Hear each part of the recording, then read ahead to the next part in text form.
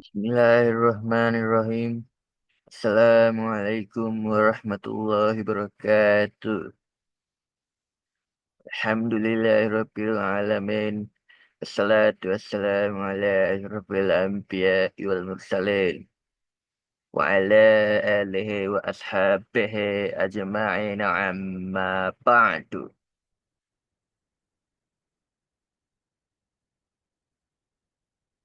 Sayang ibadallah.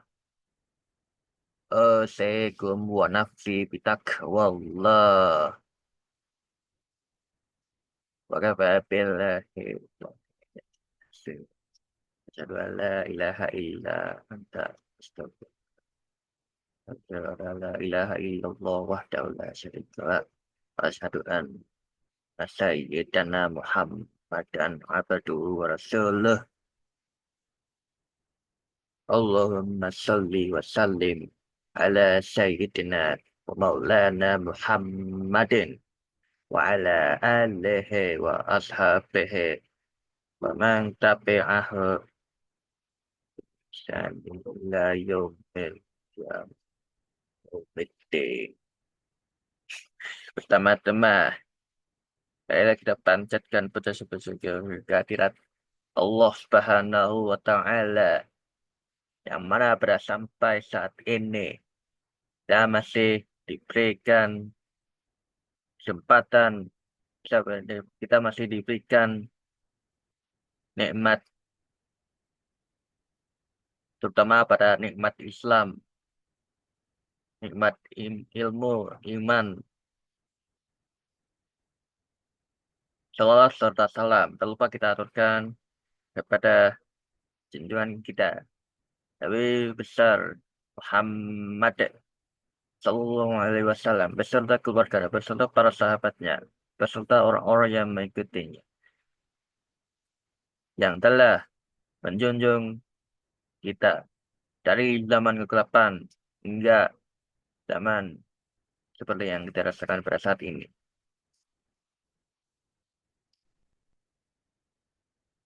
Baik, sebelum kita lakukan kajian, saya akan membahas daftar isi. Sebelum kita daftar isi di situ, saya bahas sebelum membahas materi.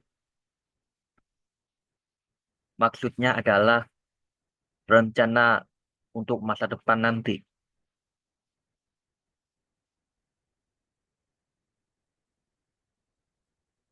Terlebih dahulu, saya akan membahas rencana untuk masa depan kita nanti.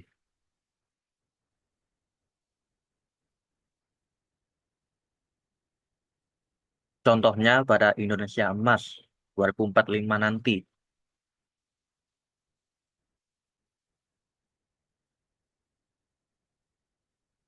Dan kita harus mempelajari yang namanya ilmu iman dan amal. Terlebih dahulu kita mempelajari ilmu mengenai masa depan nanti.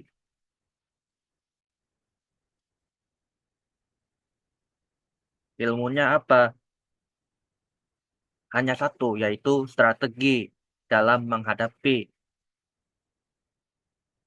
hal-hal yang terjadi pada dunia, misalkan pada daerah khusus Jakarta sebagai daerah global.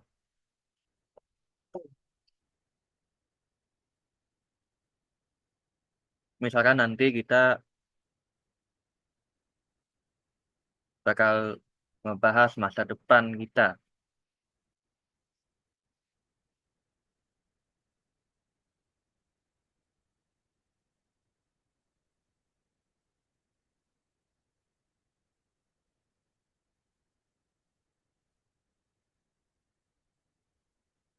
Apa itu strateginya?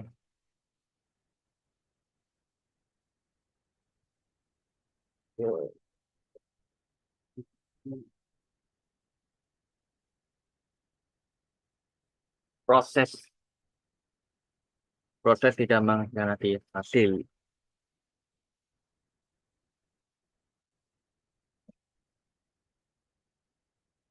Nah, ilmu dan seni menggunakan semua sumber daya bangsa. Ilmu, rencana yang cermat mengingat kegiatan untuk mencapai sasaran khusus.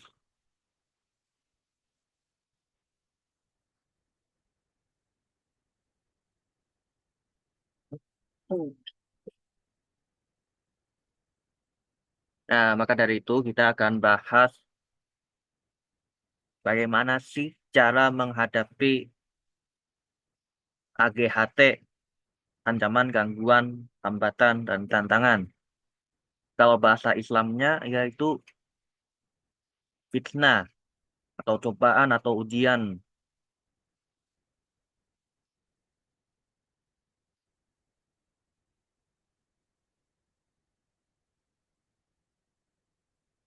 Seperti yang dipledotkan dalam innama innama amwalukum wa auladukum fitnah atau kobun kalau nggak salah.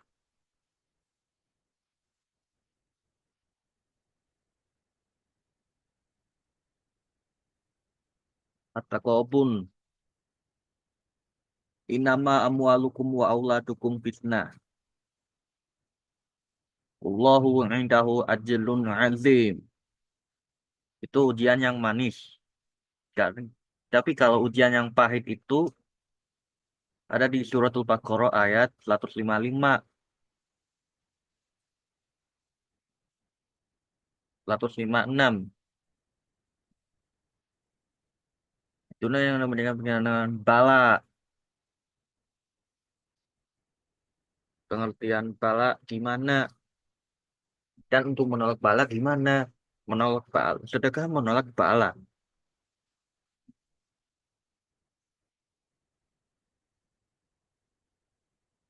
Hmm. Walana peluanakum. Apa itu bala?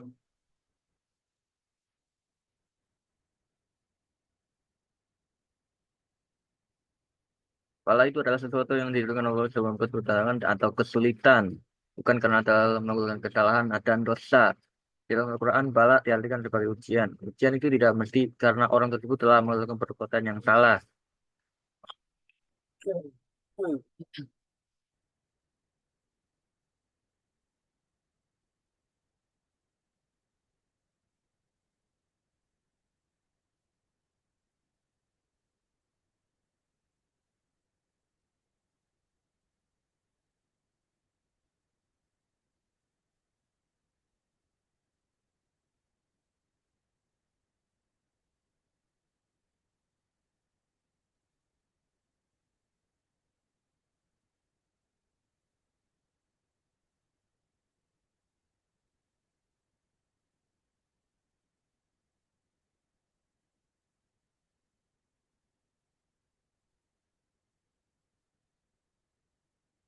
Walana beluanakum bisyai'in min khaw. Walana beluanakum. A'udzubillahi minasyaitonirrajim. Bismillahirrahmanirrahim. Walana beluanakum bisyai'in minal khawfi wal ju'i wa nakasim minal amwali wal anfusi was samarat. Dan kami pasti akan mencobai kalian dengan berbagai khauf, ketakutan,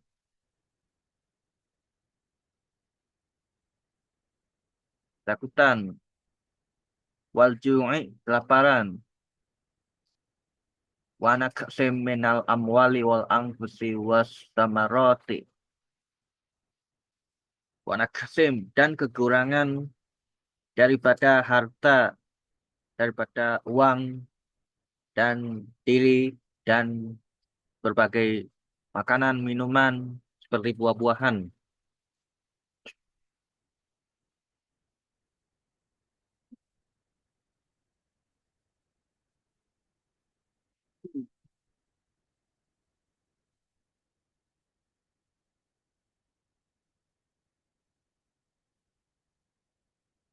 Lantas itu ujian dari manusia atau ujian dari Allah? Kalau ujian dari manusia itu seperti ujian tengah semester, ujian akhir semester.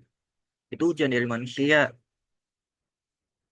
Demikian pula tugas akhir.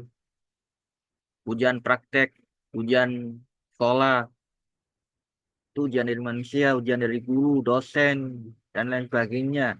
Itu menguji kemampuan siswa maupun mahasiswa. Sedangkan kalau ini adalah ujian keimanan hambanya.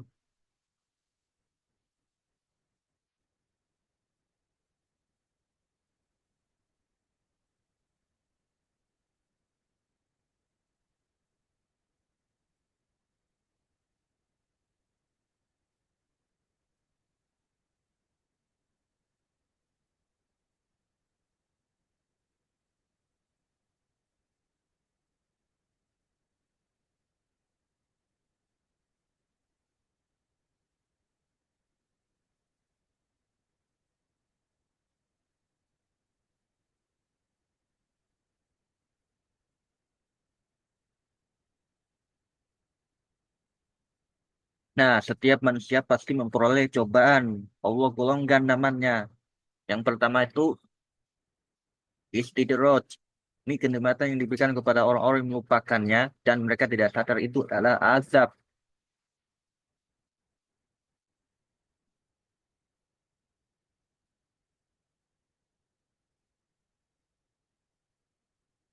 Misalkan pacarannya langgeng meski melupakan sholat.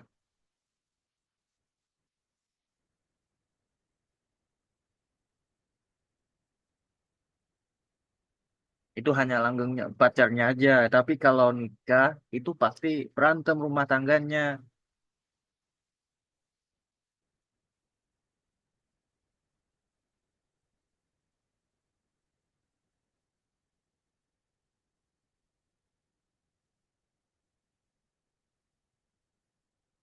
Yang kedua tuh musibah sebagai teguran untuk orang yang diduga melanggar syariatnya. Lalu yang ketiga itu bala, itu sebagai ujian untuk orang-orang yang beriman. Itu sebagai ujian untuk orang-orang yang beriman kepadanya.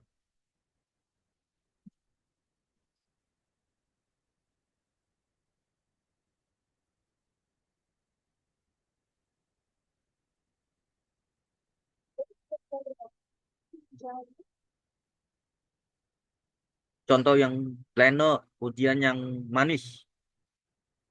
Yang tadi yang kelaparan, kekurangan itu ujian yang pahit. Kayak kopi itu, kayak obat. Kalau diminum pasti pahit.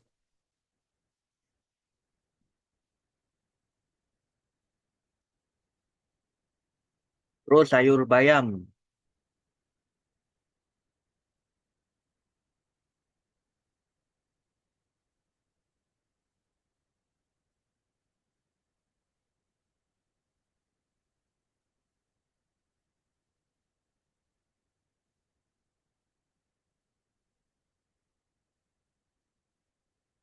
Kalau yang cinta, harta dan wanita itu ujian yang pak, ujian yang manis.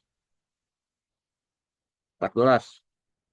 Zuyina linnasi hubbus syahawati minan nisa'i wal banina wal qanatir wal muqantarati minaz zahabi wal fiddati wal khali wal khailil musawwamati wal an'ami wal harth.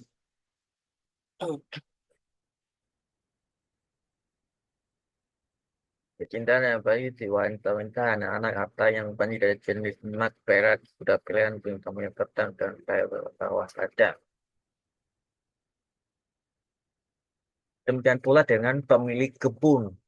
Kita ashabul kahfi sih. Al-kahfi. Bisa kedua pemilik kebun. Ada yang diberikan ada yang diberikan yang banyak, ada yang diberikan yang sedikit. Yang banyak itu sombong. Ana khairum,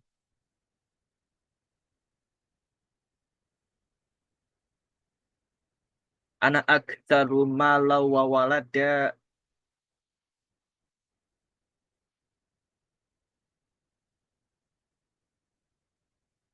Kalau yang Al-Qalam, pemilik kebun juga. Inna inna palaunahum kama palauna ashabal jannah. Bukan surga, tetapi kebun.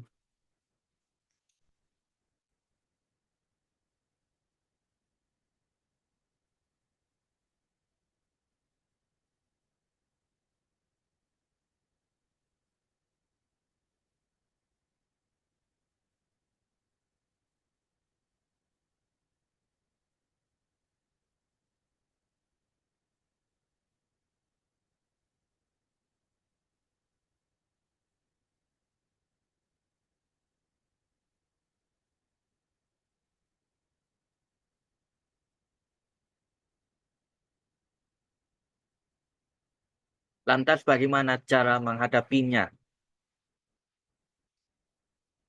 Ya, caranya ada suratul Baqarah ayat 45. Ayat 45. Wasta'inu bis sabri was sholati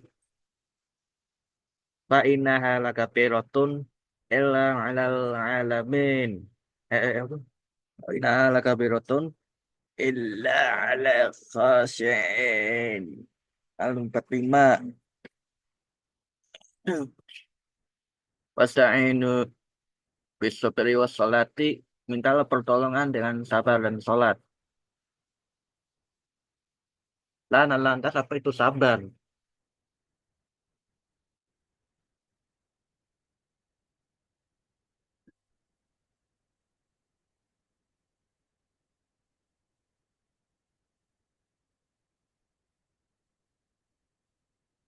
Sabar itu artinya tidak hanya menerima yang baik, tapi menerima keburukan.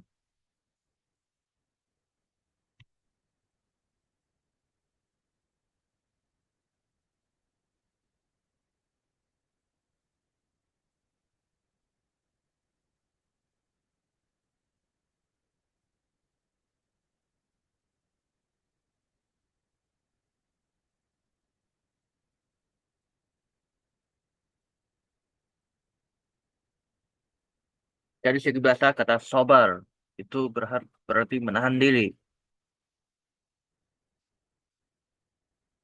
Betapa pledonya seseorang yang menahan lapar dan haus selama 3 hari.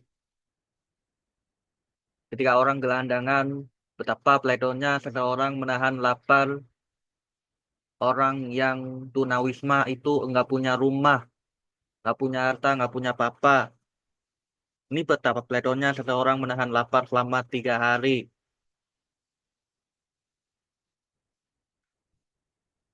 Itu karena apa? Karena mereka melatihnya dengan perintah Allah, rukun Islam yang ketiga itu, 3 atau 4 itu puasa.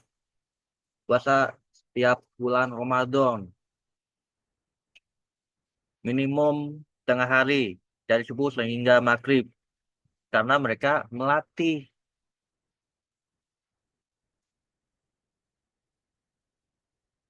diri.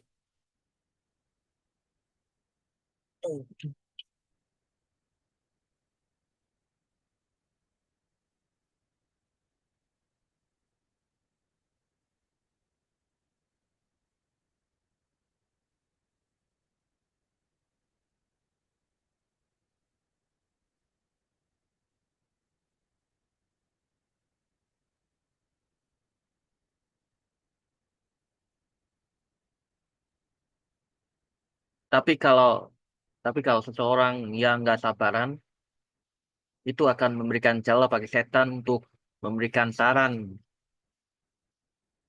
supaya lebih cepat, lebih baik.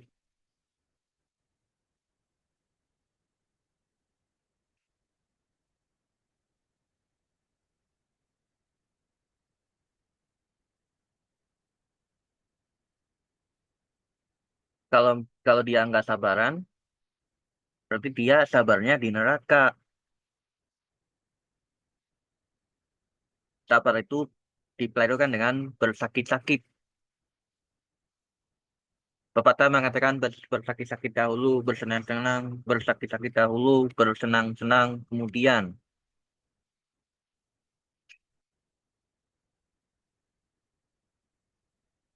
supaya dapat kebahagiaan di akhirat, maka di dunia ini kita dipelajarkan untuk bersabar, bersakit-sakit.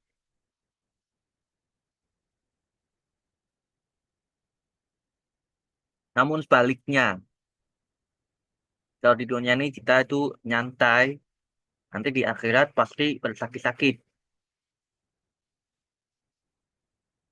Al-Baqarah lagi.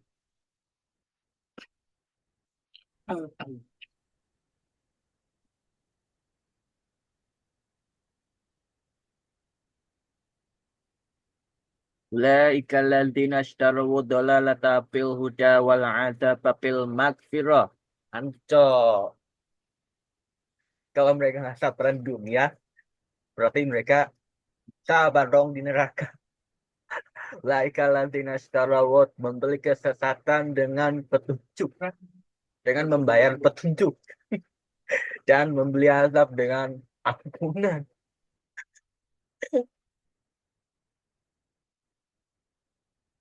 Kalau nggak sabar di neraka, kalau nggak sabar di dunia, berarti sabaran dong di neraka.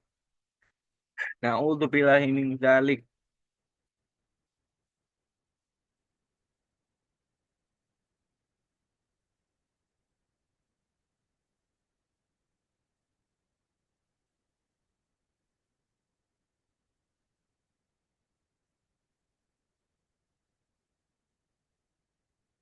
Kembali lagi ke Al-Baqarah ayat 45. Dalam pertolongan dengan sabar dan sholat.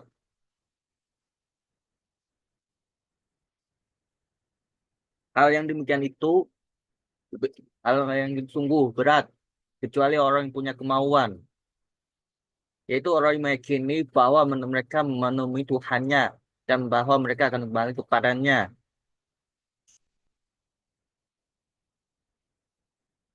Kayak orang mengucapkan istirja, inna lillahi wa inna ilaihi raji'un.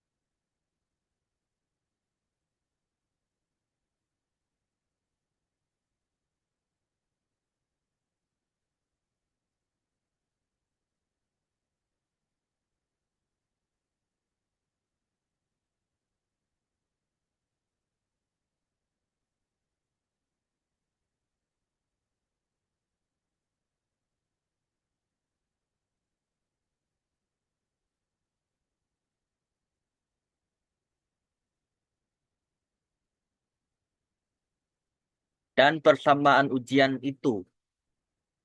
Nah, Nabi itu lebih besar ujian, lebih berat ujiannya daripada ulama. Ini lebih besar ujian. Oh iya, Nabi itu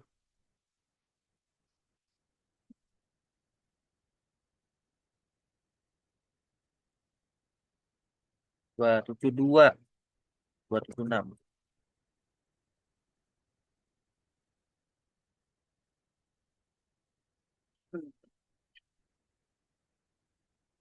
72.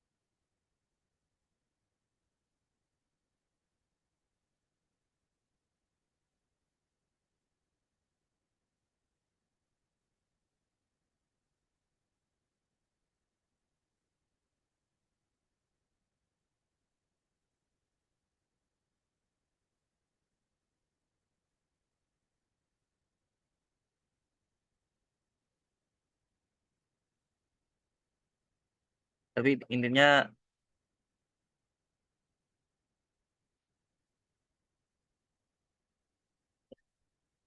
tapi lebih besar ujiannya dari ulama, lebih besar pula dengan orang orang yang beriman. Orang yang beriman itu lebih besar ujiannya daripada awam. Jadi Nabi itu lebih besar ujiannya daripada ulama, terus orang yang beriman ini lebih besar ujiannya dengan awam. Orang yang awam itu nggak dapat ujian apa-apa. Tapi kalau mau ngadepi ujian itu harus persiapkan bekal.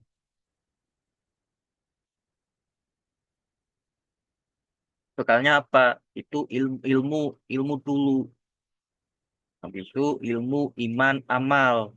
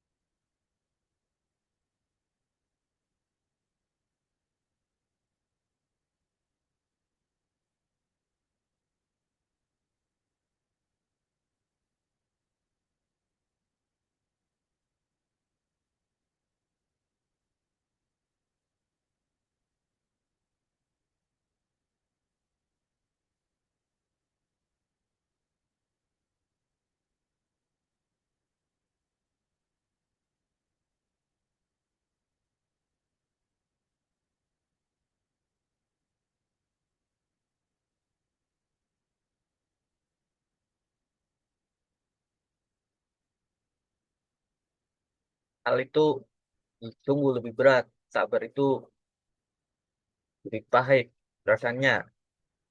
Kecuali tapi orang punya kemauan, itu sabar itu pasti rasa terdapat atau cepat. Kalau kita punya kemauan, kalian pasti bisa. Kalian pasti bisa melakukan kesabaran.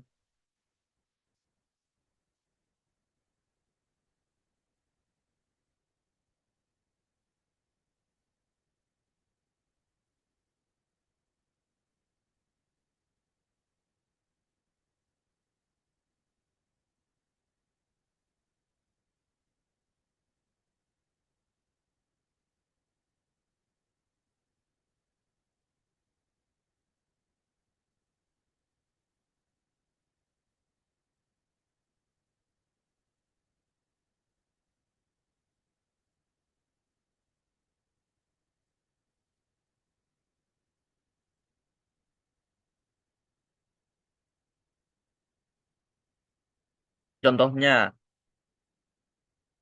kayak orang awam yang nggak dapat ujian apa-apa.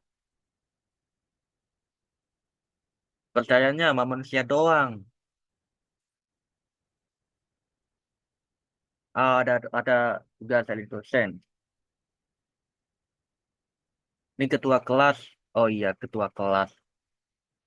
Ketua itu lebih berat tugasnya daripada anggota.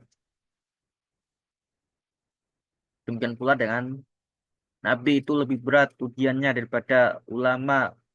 Lebih berat dengan orang yang beriman. Dan lebih berat daripada orang awam. Ada yang munafik, ada yang kafir, ada yang fasik. Dan ada banana.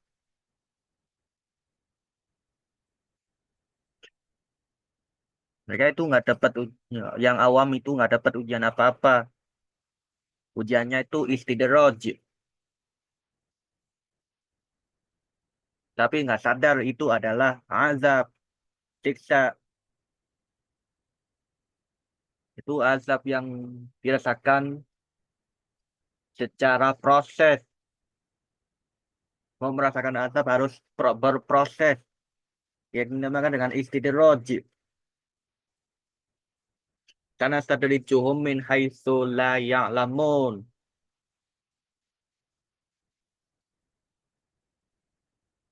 Allah akan pancingkan dari arah yang tiada mereka sangka, dari arah yang tiada mereka ketahui.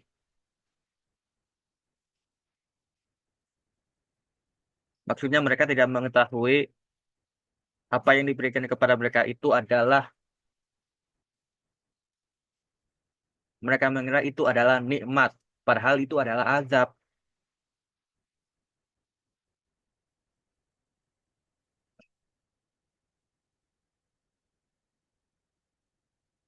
Sedangkan menurut orang-orang yang beriman, yang diberikan kepadanya itu adalah, yang beriman itu mengira itu adalah ujian, cobaan. Kayak surat Takabun, surat Takabun, enama amwalukum wa auladukum fitnah.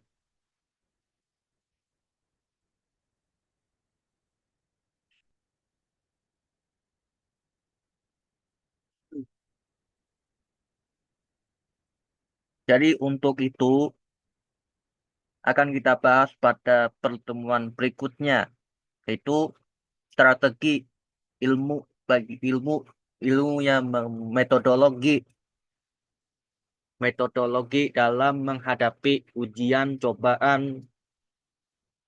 Kalau menurut KWN itu AGHT, ancaman, gangguan, hambatan, tantangan.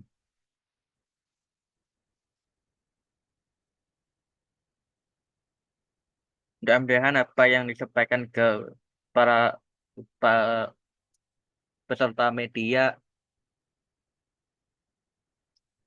itu dapat bermanfaat bagi kalian maupun mereka,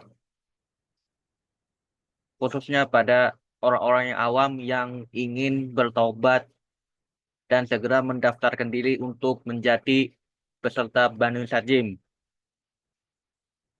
Mudah-mudahan bermanfaat untuk kita semuanya. Sebelum kita tutup, kita membaca kafaratul majelis. Subhanakallahumma wa bihamdika asyhadu alla ilaha illa anta astaghfiruka wa atubu ilaik. Astaghfiruka wa atubu ilaik. Nasrun minallahi wa fathun qarib. Wassalamualaikum warahmatullahi wabarakatuh.